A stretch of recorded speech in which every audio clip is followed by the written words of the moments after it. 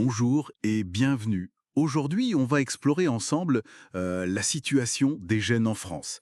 On a plusieurs sources sous les yeux. Oui, bonjour. On a effectivement un rapport de France Stratégie, une étude IFOP, un éclairage Norton et puis une analyse de l'INED. Exactement.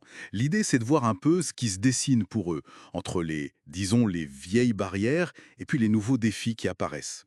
Alors, pour commencer, ce rapport France Stratégie, il met le doigt sur quelque chose d'assez fort d'emblée, le poids du diplôme initial. C'est encore très très lié à l'origine sociale. Ah oui, tout à fait. Par exemple, un jeune qui sort d'une école d'ingénieur, il a 5 fois plus de chances de devenir cadre qu'un autre avec un master en lettres. C'est assez parlant. C'est très parlant. Et ce qui est fascinant, c'est de mettre ça en face des chiffres de l'IFOP sur les 18-28 ans qui sont déjà en emploi. Parce que là, curieusement, le ressenti est plutôt bon. Ah oui. Oui, 83% trouvent que leur poste correspond à leurs attentes et 79% se sentent bien formés par leur formation.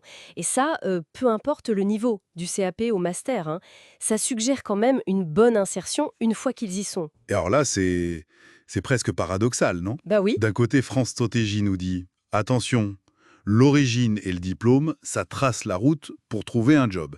Et de l'autre, l'IFOP nous dit mais ceux qui ont un job, ils sont plutôt contents et bien formés. Comment on explique ça? Est-ce que le tri se fait très durement avant et qu'après ça va mieux? c'est une très bonne question. Il y a peut-être un peu de ça, oui. Un effet de ceux qui restent, en quelque sorte. Mais attention, France Stratégie montre aussi qu'il y a une amélioration sur le long terme. Faut pas noircir le tableau complètement. Ah d'accord. Sur 35 ans, l'accès aux postes de cadres et professions intermédiaires, les fameux CPI, SPI, ça a quand même progressé pour tout le monde.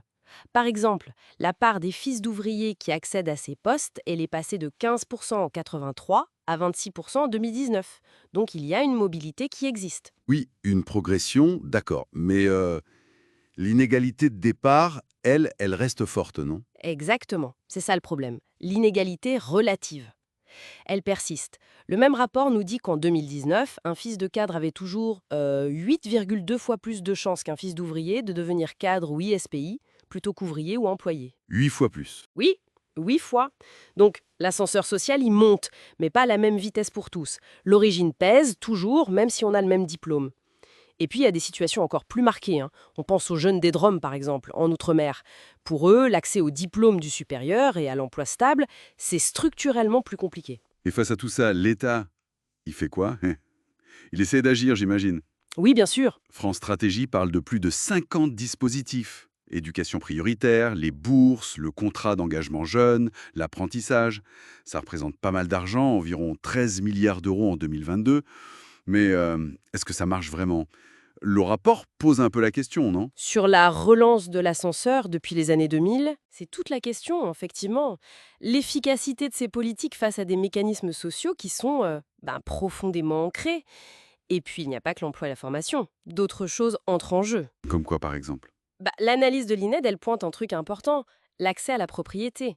C'est devenu de plus en plus dur pour les jeunes ménages entre 73 et 2013. C'est un signe, ça, un signe de pression économique plus large qui pèse sur leur installation, leur avenir, potentiellement leur mobilité. Oui, la question du logement, c'est central. Et la dimension numérique aussi, j'imagine, pour ces générations. Tout à fait.